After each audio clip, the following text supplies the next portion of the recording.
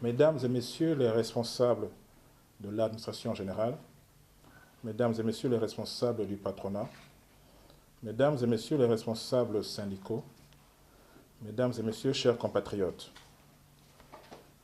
devant la recrudescence d'attitudes publiques nocives et face aux risques encourus sur la paix sociale, il me plaît, en ma qualité de ministre en charge des questions de paix, de m'adresser aux uns et aux autres aux fins d'une prise de conscience républicaine et patriotique de tous. Suivant leurs fins spécifiques au service du bien commun, les organisations syndicales contribuent à la construction de l'ordre social et de la solidarité et représentent donc un élément indispensable de la vie sociale.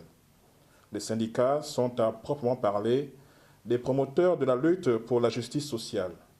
Cette lutte doit être comprise comme un engagement normal en vue de juste bien, mais elle n'est pas une lutte contre les autres.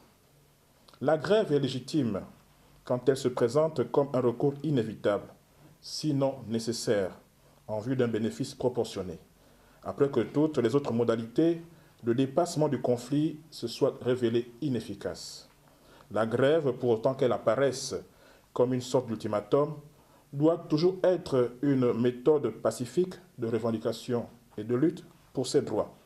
Elle devient moralement inacceptable lorsqu'elle s'accompagne de violence ou encore si on lui assigne des objectifs non directement liés aux conditions de travail ou au bien commun.